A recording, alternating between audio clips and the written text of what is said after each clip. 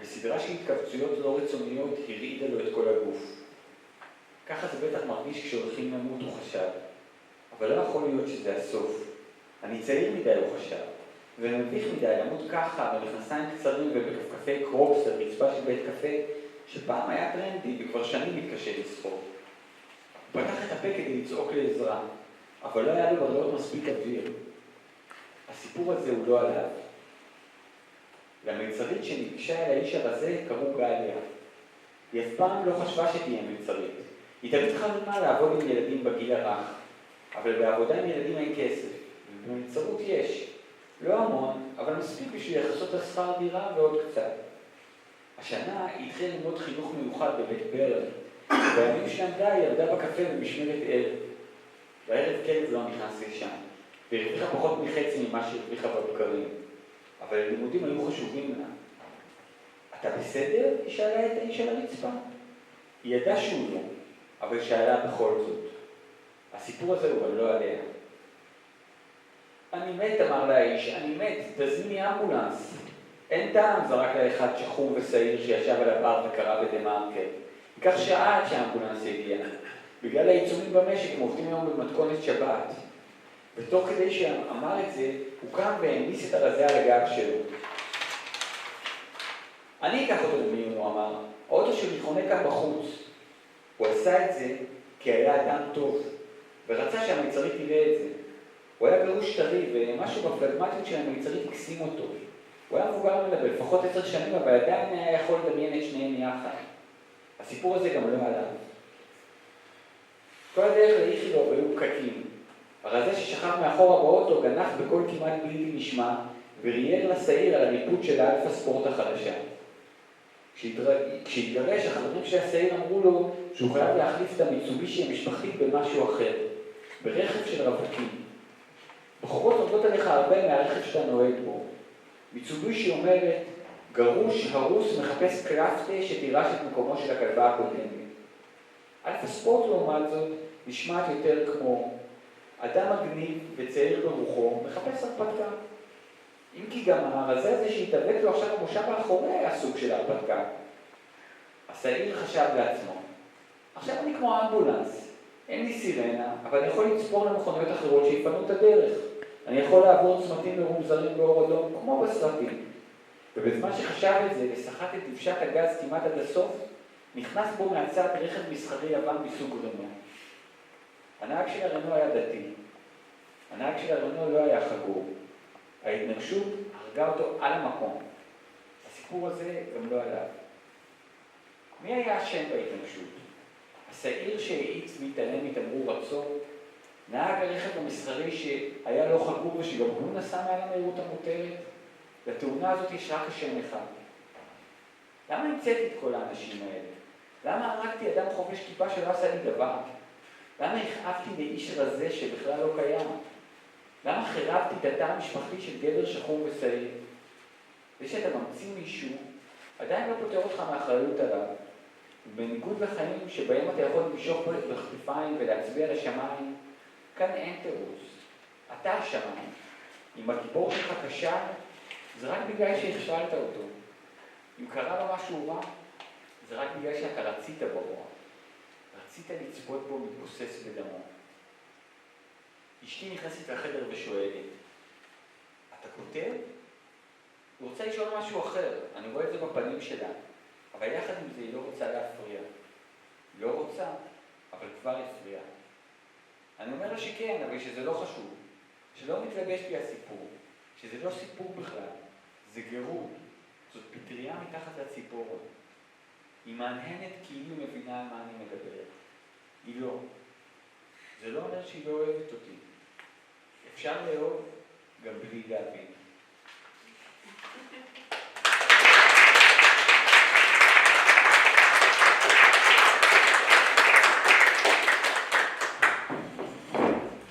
Well, there's an interesting translation,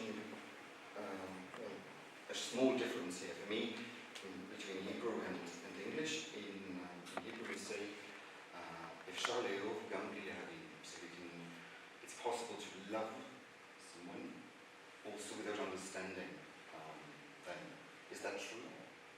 Yeah, I think it's very true, and I think that in a way, maybe some kind of closure is what I think also about literature, that you can write without understanding. Actually, I think my goal is to write without understanding, because like Kierkegaard said that he believes in God because it's an absurd, because it cannot be proven. You cannot believe something that is proven.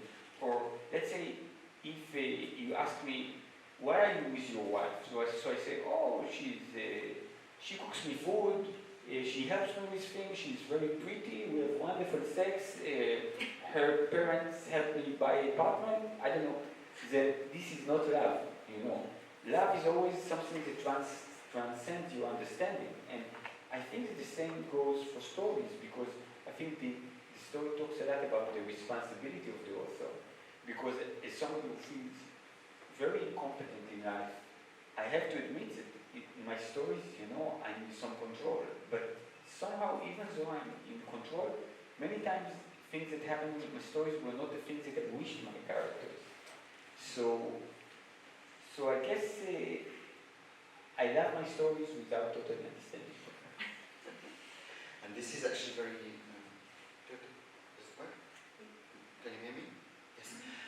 There's also something very serious here, what you say. You say that it's not because it's fiction that you're not responsible for your characters, and that in real life you can actually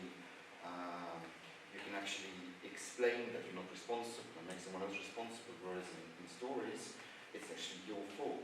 There's only one person whose fault it is if something fails. Yeah, I think that, let's say, when I write stories, and basically if my character goes to the bus station, I can make him get to the bus on time, I can make him miss the bus. But the truth is that when I write a story, the moment that the story comes to life is the moment where things happen that I wasn't really planning for them to happen. When I say, okay, he's going to take the bus, and then I write, and when he reached to the bus stop, there was no bus anymore. And when I teach in university, I always tell my students that a good story, by definition, has to be smarter than the person who had written it. Because if the story is just as smart as the person that has written it, he's not writing a story, he's assembling an IKEA furniture. If you say, I'm writing a story, I go from point A to point B, and then to point C, and then point D, and that will be the end, then you basically, you're not a creator in the sense that what you create has no soul.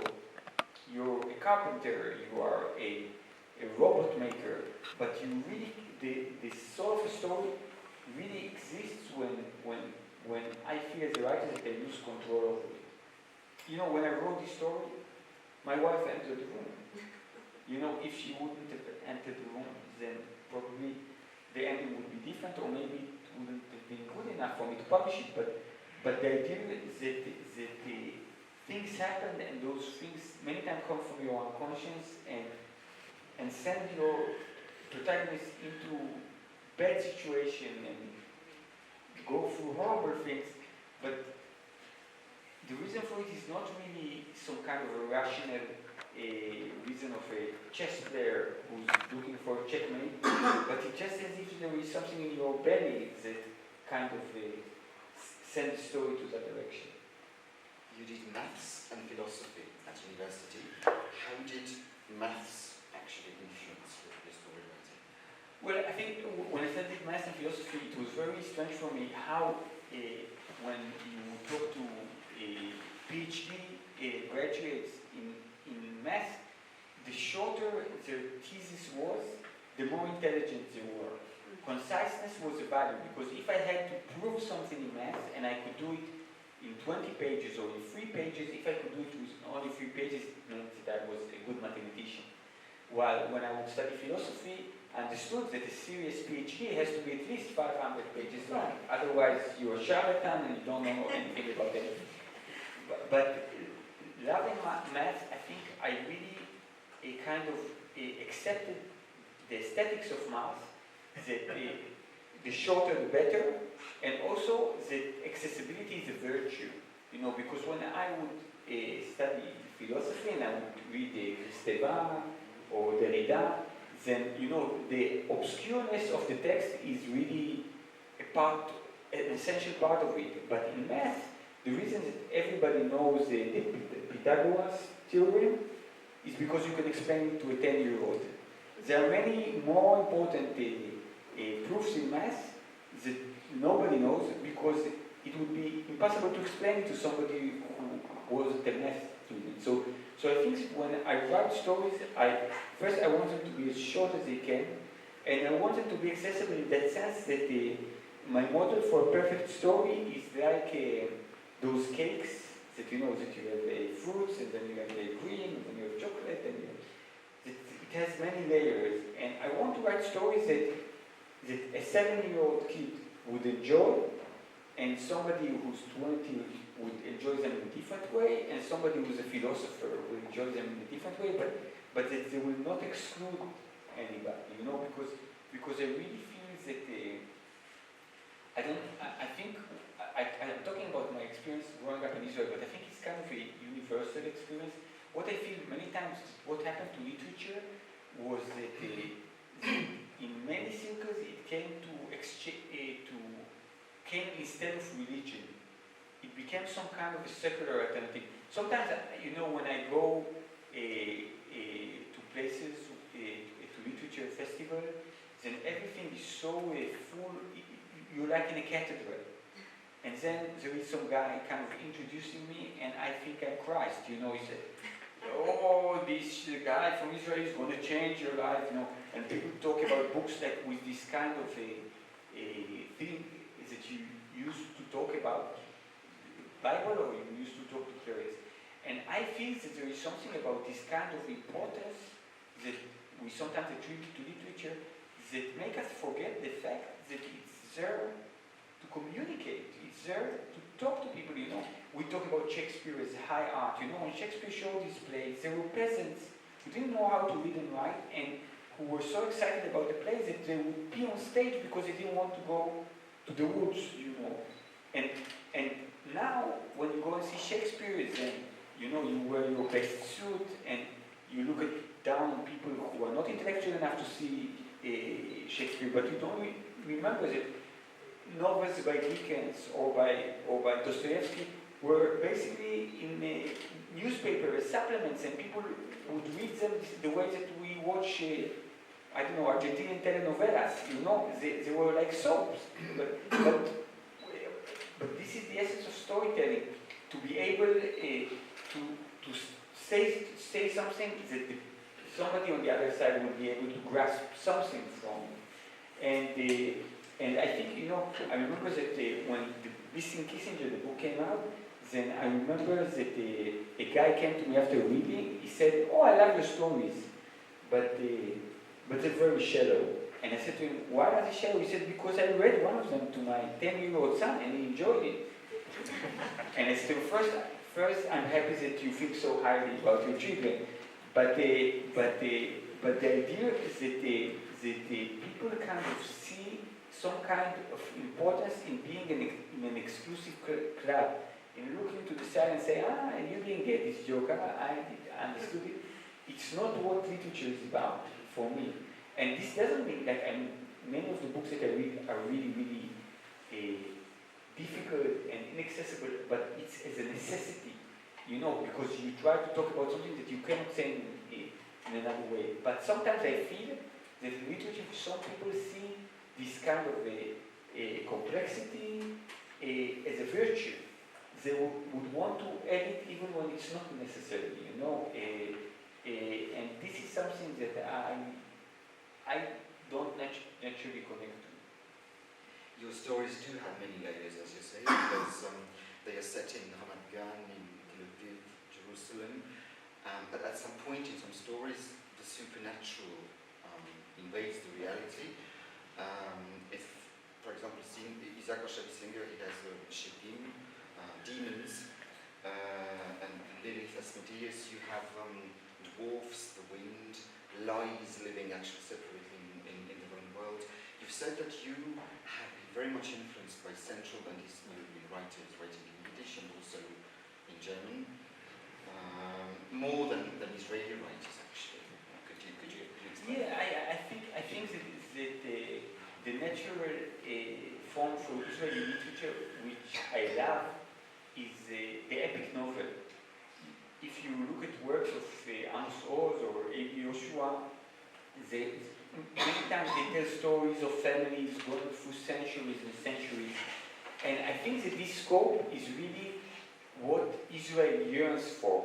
Because when you're a young country, basically, you know, formulated in 1948, when many of the people who came to this country came from this black hole of Europe after the Second World War with no history. And I often say that living in Israel is like living in a limbo sandwich, because you gaze into the past and it's a black hole. You look into the future, it's a black hole. Maybe the Iranian will throw a nuclear bomb. You live on this very thin slice of a present. Then the need is to create this big tale. You know, those tales that many times have great beauty and great pathos. And I was always attracted to Yiddish writers like Rashid Singer or Shalom Aleichem, Kafka, of course, and Isaac Babel, you know, and also writers that were not Jewish, like Gogol, and what I liked in them was this ability to write stories that would be have some kind of a nonchalant feel to them. And also I want to say that, you know, everybody knows what Jewish humor is, but nobody knows what Israeli humor is. Because I think that humor is always the weapon of the weak. We make a joke on the things that we cannot change, right? When we're kids, we make jokes about a teacher. When we're old, we make jokes about death. You know, death never makes jokes about any of us. It just comes and takes us. It doesn't need humor. So I think that when I would read those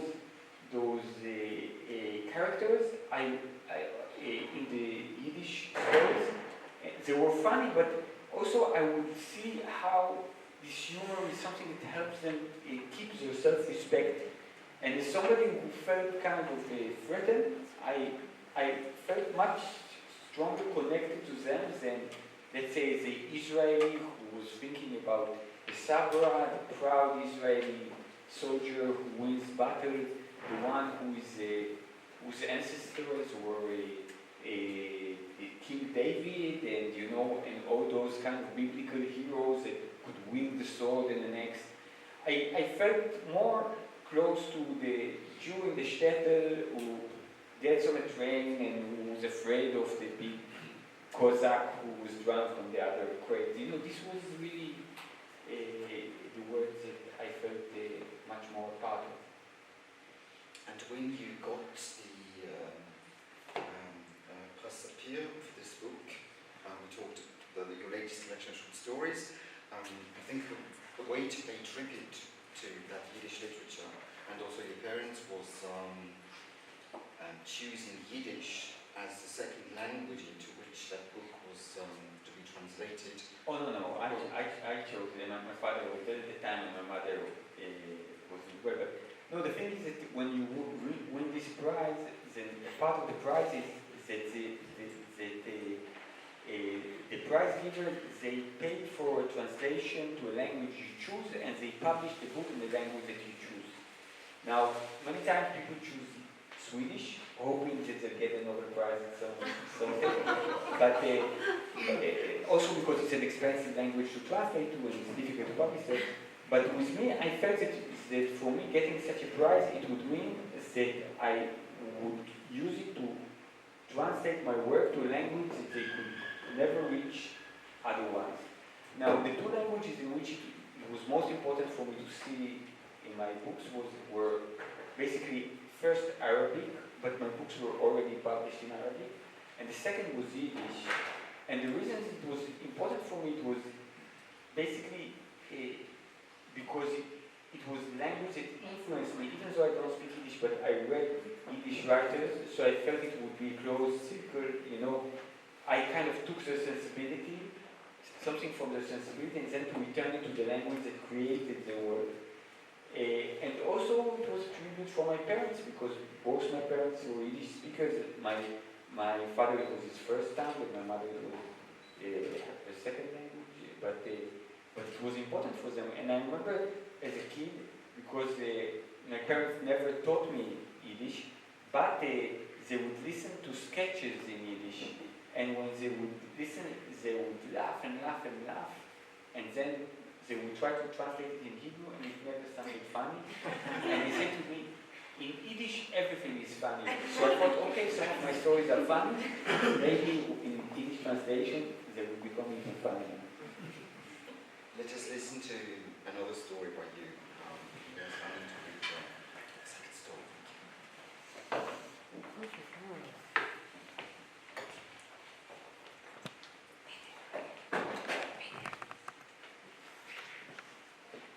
Oliivid ehk maailma lõpu spliin. Päeval, mil maailma lõpp kätte jõuab, söön mina oliive. Esialgne plaan oli pitsa, aga kui ma toidupoodi sisse astusin ja kõiki tühje riiuleid nägin, siis sain ma aru, et pitsataina ja tomatipasta võin ma ära unustada. Ma üritasin kiirkassas kassapidajaga juttu teha, aga see vanem naine parajasti Skype'is kellegagi hispaania keeles ja vastas mulle räsitud pilku mobiiltelefoni ekraanilt tõstmata, kõik on ära ostetud, sest alles on ainult pesukaitsmed ja konservid. Konserviriiulile oli jäänud ainult üks purk paprikaga täidetud oliive, just neid, mis mulle kõige rohkem maitsevad. Kui ma kiirkassasse tagasi jõudsin, olid vanemal naiskassapidajal juba pisarad silmas. Minu kulla lapselaps on nagu ahju soe saiapäts, ütles ta. Aga oma kullaterakest ma ju nüüd enam ei näe. Ma ei saa enam mitte kunagi tema lõhna tunda ega talle kalli teha. Vastuse asemel asetasin ma purgi kassalindile ja tõmbasin taskust 50. Tagasi pole vaja, ütlesin ma, kui ma sain aru, et ta kavatseb raha vastu võtta. Raha, muigas kassapidaja. Kohe on maailma lõpp käes ja teie pakute mulle raha. Mis ma selle rahaga peale hakkan? Ma kihtasin õlgu, ma tõesti tahan neid oliive, kui 50 ei piisa, siis ma olen nõus rohkem maksma, ükskõik kui palju. Kallistus, katkestas mind pisarsilmne kassapidaja ja sirutas käed välja. See läheb teile maksma kallistuse. Nüüd istun ma oma kodus rõdul, vaatan telekat, vitsutan juustu ja oliive. Telekat rõdule vedada oli keeruline. Aga kui see on tõesti maailma lõpp, siis ei anna seda kuidagi paremini vastu võtta, kui tähistaeva all taustaks jooksmas Argentiina seep. Praegu tuleb 436 osa ja tegelasi ma ei tunne. Igatahes on nad ilusad ja neil on närv püsti ja nad karjuvad üksteise peale hispaania keeles. Supakaid pole, nii et on raske aru saada, mis täpselt lahti on. Ma panen silmad kinni ja mulle tuleb meelde kassapidaja. Kui me kallistasime, siis ma üritasin olla väike. Olla soojem kui tegelikult ja üritasin lõhnata nagu vast sündinu.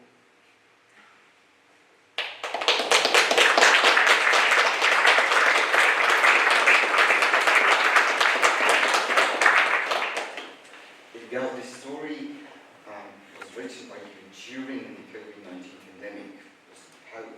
What's the... Yes, well, I think my father, when I was a kid, and I would refer to the Second World War as a bad time in his life, he would always correct me and he'd say, there are no bad times, there are only difficult times. And he said, in difficult times, you usually learn more about yourself, about people around you. And I think that there was something about the corona that it was like this kind of a global vipassana, you know, all the world stopped and we couldn't rely on the force of inertia, because I think the force of inertia always kind of saved us from our existential angst, you know, because most of the day, you know, I'm running to university, I'm running back from university, I'm buying something in the supermarket because my wife asked me to, I go to visit relatives, and suddenly, when everything was put to a stop, then the question of who I am, or what is this world that we're living in, is what is the relationship between people in, was something that kind of came up. And I really think that when we talk about what we've learned or what we can learn from what we're experiencing with Corona, it's very, very interesting, because when you look at the Corona, I think what I learned the most is how much human beings impose their emotions and their fears and their hopes on reality and claim that this is reality. Because when you see, let's say, all the people in the world fighting over vaccination, you know, should we do it, should we force people, shouldn't we force people, is it good, is it bad, you know, pharma fascism, you know, it's all those kind of things, then you really see a passion in which people will beat each other up with a stick just about the questions that is scientific, you know, that even if it's unconcluded, it's really, it should be less relevant, you know, for the other. Like today, I would say, you know, if somebody wants to be vaccinated and is vaccinated, it's good. Now they say that, you know, the people that are not vaccinated, they're mostly putting themselves in danger because they could be very ill. But still, the passion, the emotions that come out of it, you know, it's really. I've read that the Israeli Prime Minister said in a closed talk that somebody recorded, he said, I want the parents of children who are vaccinated to bully the parents of the children who are not vaccinated. I want them to feel bad when they come to school. I want the parents to curse them, to push them. And you really feel that, you know, many times we find ourselves in a situation in which we are fighting for our survival. Somebody is coming to take our home, somebody is coming to take our life. But here, you see that even in this kind of a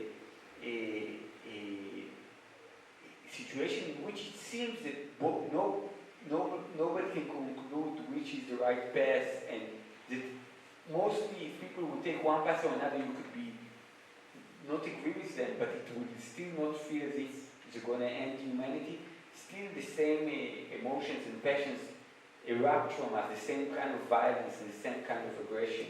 And I think that, you know, that when I look at our experience with the corona, for example, in Israel, one of the ways that they dealt with finding people who had the virus and connecting the people who were close to them was that the Secret Service monitored all the phones of all the people in Israel. And so if I was in a cafe and they found somebody who was ill, they would say to me, now you get into quarantine, So some people said, you know, wow, it works so well. Maybe the Secret Service should keep monitoring the phones of people even after the virus, you know, because it works so well. And on the other hand, you know, my hippie neighbor said, you know, now with Corona, there is quarantine. People are not flying over the Atlantic with airplanes. It's good for ecology. It's good for against the global heating.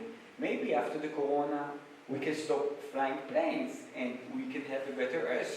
So you could really see how this experience makes people who want a totalitarian fascistic regime say, oh, you know, the Corona shows us that we should be more fascist. People who are more green and ecological say, oh, the Corona shows us we should be more ecological.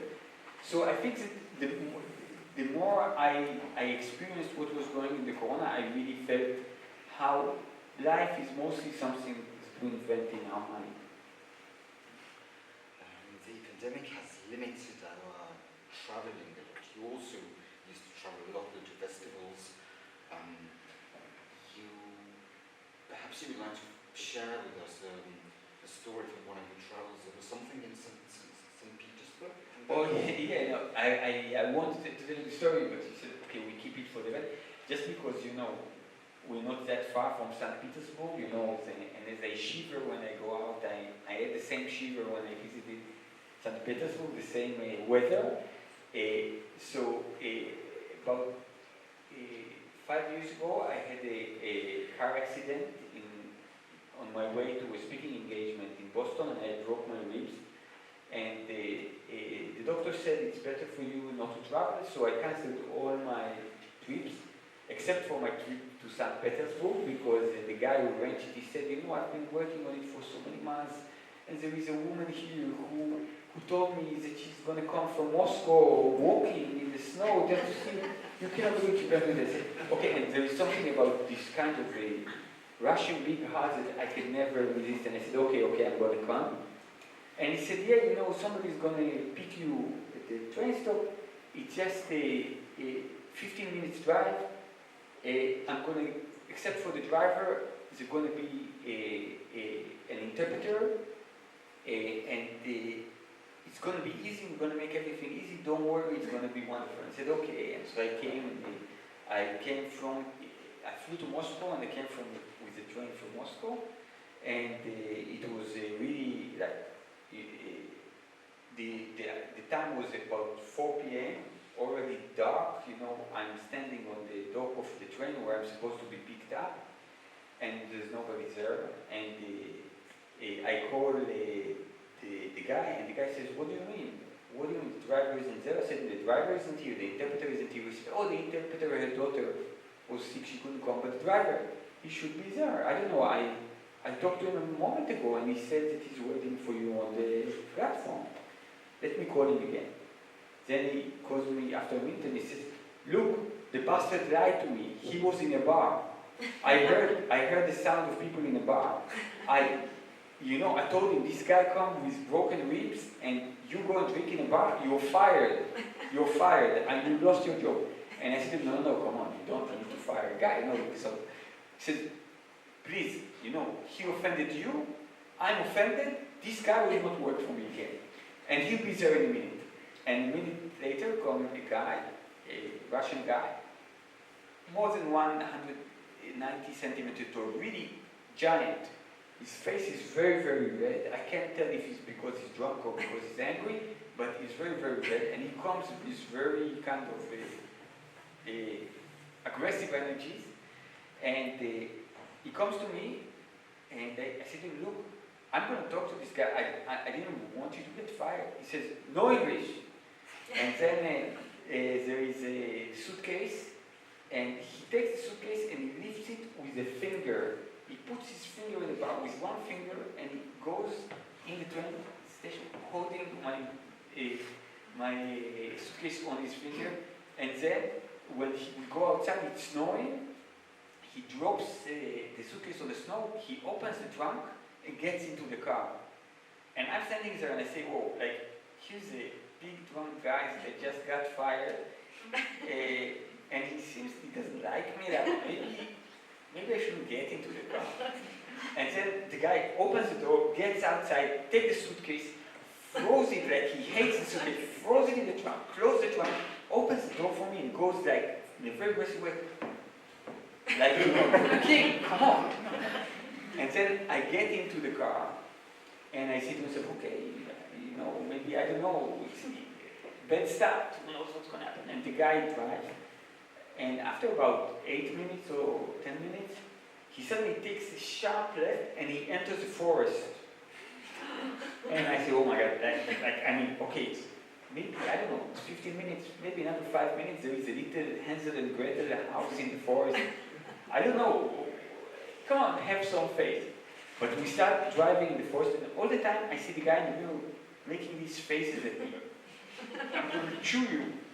And I see the time pass, and I try to call the guy who arranged the events, but his phone is turned off. And I look at my phone and I see that I have only 3% battery. So I call my wife, and I say to her, "Hi, how are you going?" "Oh, I'm on my way to the event, can you call our son? I want to talk to our son." "Okay, of course." "Yeah, I just want to tell you both that I really, really love you. You're so important in my life." And my son said, "Father, you okay? You sound sick." I said, No, I just had this urge to tell you how much I love you.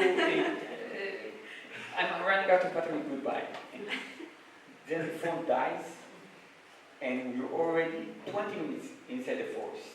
And we keep on going with this angry guy. And after something like 50 minutes, he gets out of the forest. And we're not in the city anymore. And he starts driving in the snow, and I don't really know what to do. And after 70 minutes, he stops next to this building in the middle of nowhere. And this guy, the guy who invited me, runs from his house, and he comes outside and he starts arguing with each other and cursing each other and do all kinds of violent gestures while I take my suitcase and I go. And then the guy goes to the car and drives away. And I said to him, it was really, really scary because, I knew it was a 15 minutes drive and then after 10 minutes he went into the forest and it was really, really scary. And he says, "Oh, I'm sorry, my friend. I just was afraid that if I tell you that it's a 75 minutes drive, you wouldn't come." So I just want to say that, I was in this region and coming to Estonia is a much, much better experience. Thank you for being so nice. Thank you so much. Yeah, Annika, do we still have time for questions? Yes, yeah, sure.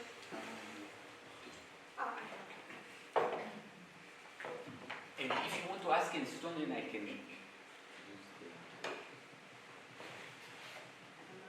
It works. So, questions? Küsimusi?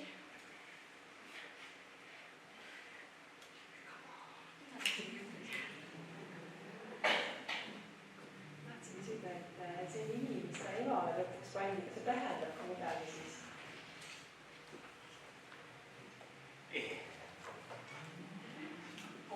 Well, the strange thing is that again, in Hebrew, almost every name has an obvious meaning. Orna isn't such a name, but it has to do with Oren, which is the pine tree. So it's the feminine of pine tree. And she was a very short woman, so it wasn't very fitting.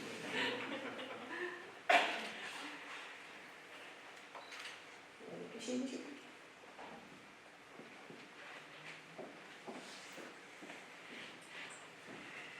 Meie riigis on elanud üks väga suur teadlane.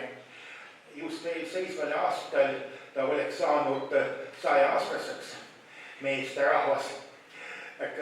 See härra põlvnes juudi rahvusest, aga hebre keel ta ei osanud. Aga kas sellest küsimuseks nimetada, ma ütlen, see nimi on Joel Otman. Paraku tema poeg ei tulnud täna siia. Aga pigem see on kas ka ettepanek kui küsimus, et kas te järgmisel aastal midagi kirjutaksite seoses Joel Otmani isikuga?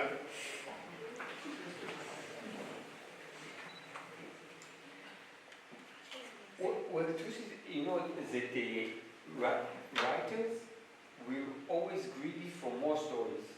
So every story I can write, I would happily write. It's really like if you collect, I don't know, books, then you would always want to have the books. And if you collect your stories, then you would always want to write another story. The problem is that the process of writing is not very much in control. So I think that it's not as if I want to write about a battle and I write about a battle, but I think that I experience all kinds of things, and those things, they usually find their way into stories in a way that I cannot totally connect or relate to. You know, it's funny that sometimes I could write a story about a girl I was in love with, and when she would meet me, she said, "Oh, I saw a story you wrote about me," and she would refer to a story about my sister, because she doesn't know that I'm in love with her, and so she cannot connect to the same story. So I'm saying that I can read about you, but I don't know if a story will come out of it, and if a story will come out of it, I don't know if you will be able to trace Lotman to that story. Shukran.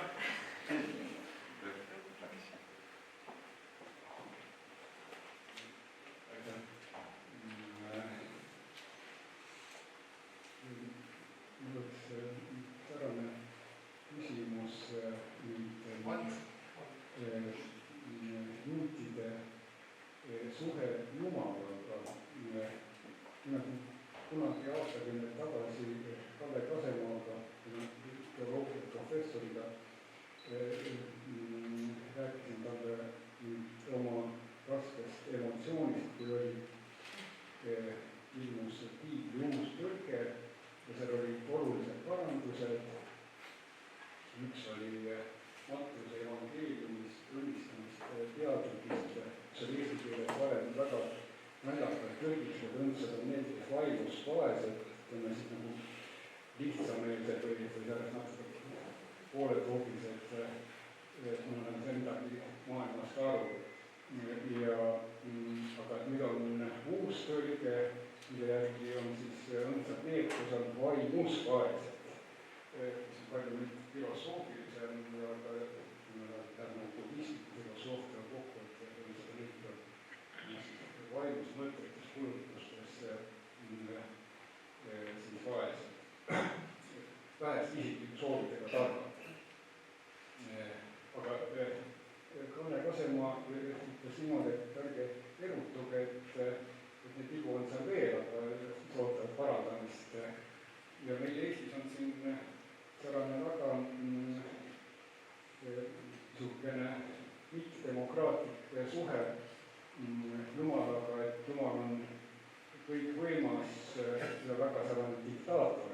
Jumalaga ei tohi vastu vaielda, aga teoloogia professor rääkis, et ka meie võiksime suhtuda Jumalasse nii nagu juudid, loomingulisemalt, et demokraatlikumalt, et olla dialoogis nagu enam-vähem sellise hea sõbraga või kellega saab vaielda. Ja siis, et see juba ilupidavuslik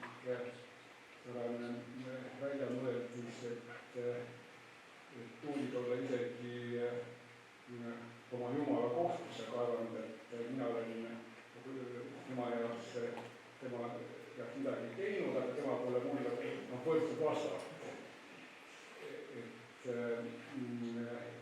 Kuidas teie nagu suhet Jumalaga, on see siis loomingulisem kui siin Eestis?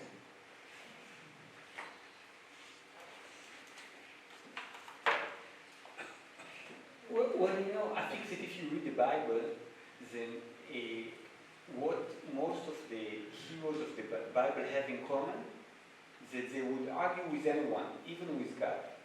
You know, it's Abraham, you know, Jonah, Job, all of them really defied God, or not defied, but argued with him and had a fierce argument with him. And I think that, you know, in the Bible, God can take it. He doesn't shoot a lightning in them. He answers the criticism. He speaks back to them. And I think that for me, this is one very fundamental Jewish value, the value of questioning, of to be able to question and to criticize and to challenge. Now, I'm not religious, but my sister is very religious. She has 11 children and almost 50 grandchildren at the age of 60. And my sister in her neighborhood, or not in the neighborhood, but her sect, they're called the Breslaver. They came from Breslau, and they follow a rabbi called Rabbi Nachman from Breslau. So they really believe in this idea that people should have intimacy with God. They should treat God as somebody close to them. So what they do every night, like 3 a.m. or 4 a.m., the men go to a field or a forest, and they talk with God. And they say to God what happened to them that day. And sometimes they say to God, why do you do this to me? I'm trying to be good. Why did you make me lose my job? This wasn't nice of you. And there is something that they believe that through this dialogue, they strengthen their belief. Because if you imagine God, a creator, let's say in a small scale, our creator are our parents. Imagine you're a child and you have a father that doesn't allow you to question him, doesn't allow you to criticize him, doesn't engage in an argument with you. And the only thing you have for him is fear and awe and submission. I would say it's not a good father-child relationship, you know? And I would think that if God created us, then maybe we should strive to have a more open, liberal relationship with him or her.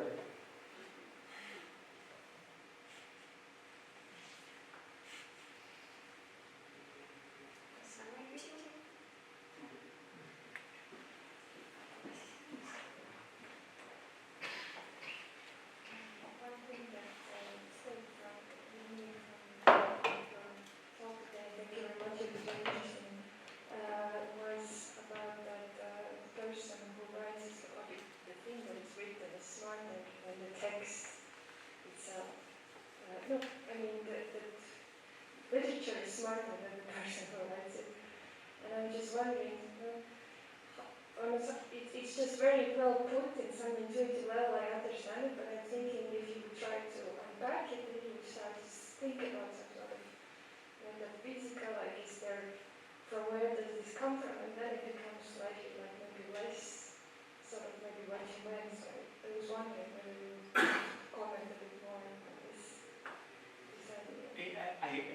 I'm not sure I understood because of the masculine thing, but you want me to comment about this idea of the kind of metaphysical aspect of writing and No, I think that it's actually not the metaphysical aspect. I don't know. I was wondering how exactly you meant this, that the thing that you write should be smarter than you yourself, because if you just write the thing that you are, it's kind of without soul. So the way that I see writing for me is some kind of realm in which I lose control. You know, they have this, Americans, they have this couple treatments, you know, when a couple have a problem in a relationship, what they ask them is that they ask one of them to close his eyes, to shut his eyes and fall backward and rely on the other person to catch him. You know, so it's a question of trust. So I feel that many times when I write a story, I close my eyes and I fall back and I hope that the story will catch me.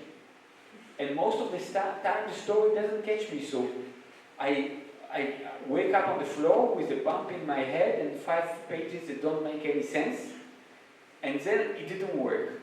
But sometimes this idea, this allowing yourself to lose control, allowing yourself, because for example, let's say I want to tell a story, I want to write a crime story, and in the story, the detective, somebody points a gun at him in the beginning of the story. If I know in the story that the detective is going to overcome this guy, and then, I don't know, continue his adventure, then I could never write real fear into this incident, because I wouldn't be afraid for the detective. I will know the detective is going to win. But if when I write it, I say, I want the detective to reach the second stop in the adventure, but I allow anything to happen. And maybe this long novel that I intended to write would end after 3 pages because the bus will run down my hero. I allow that to happen. This is something that helps me discover things through writing.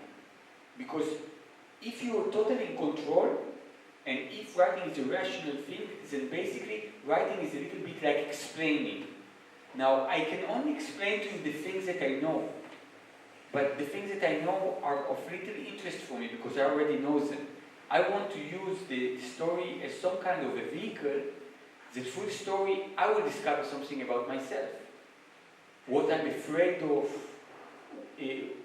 find the hateful parts in myself, discover things that I didn't know even existed. And to do that, I should allow the story to go where it chooses to go.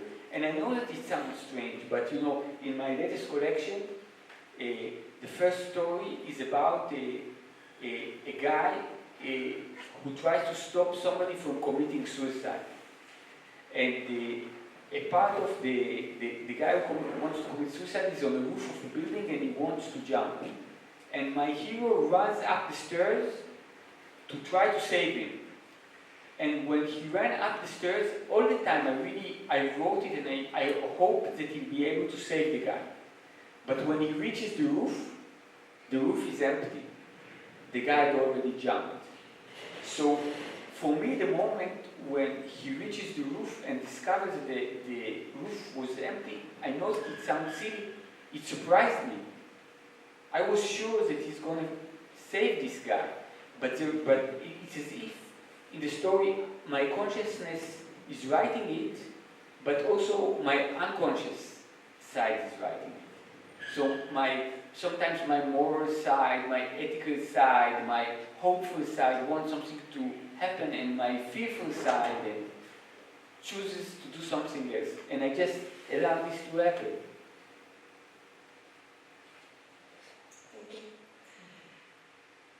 Raamatukogu pannakse 10 minuti pärast kinni. Võiks peame otsad kokku tõmbama. Thank you so much, Etgar and Margus. I'm a little bit sorry that I haven't organized for Etgar something very colorful and adventure so that it would make the next story. I still have a little bit of time before you leave. Okay, so let's give them a big applause.